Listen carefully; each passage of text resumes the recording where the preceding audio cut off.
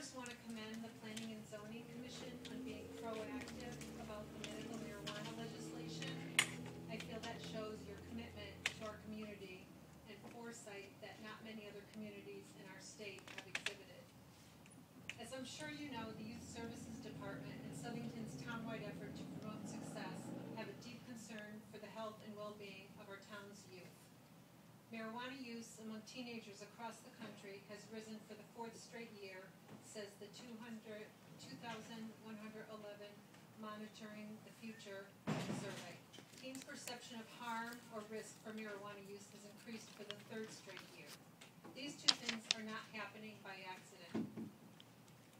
For that reason, I'm here tonight to urge the committee to consider some of my comments when they make recommendations to the entire Planning and Zoning Commission on the medical marijuana regulations.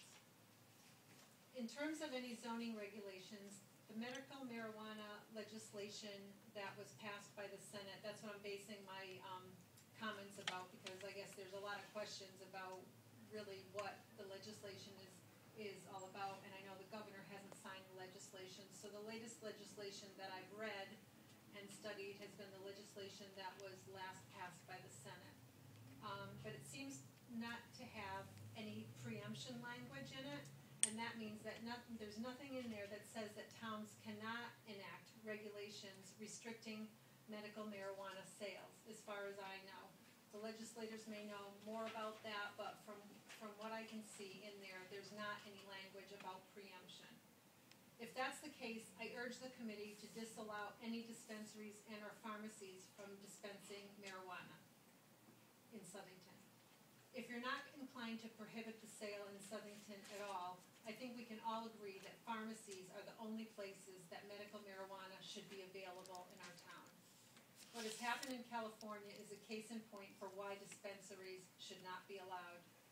Violence, loitering, decrease in property values, illegal sales, and an increase in the crime rate in neighborhoods surrounding dispensaries are all reasons why our community does not want or need medical marijuana dispensaries. As far as production goes, my feeling is that Southington should not be the home of any marijuana producing facility.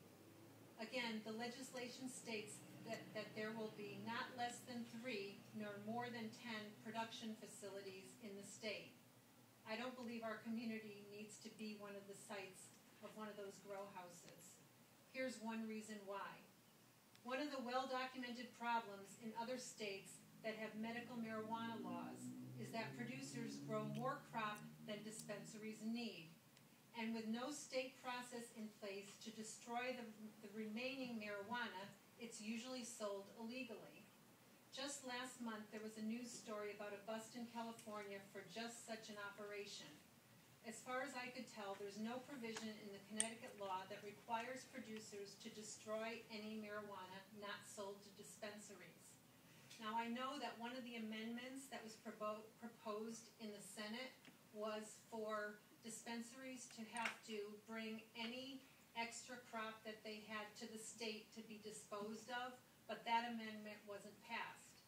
Part of the reason none of the amendments were passed in the Senate was because if any amendments were passed in the Senate, the bill would have had to go back to the House, and it probably wouldn't have met the deadline for the end of the session. You might think that these issues I raise are merely symbolic gestures. After all, the bill is passed, the governor's going to sign it, it's a reality.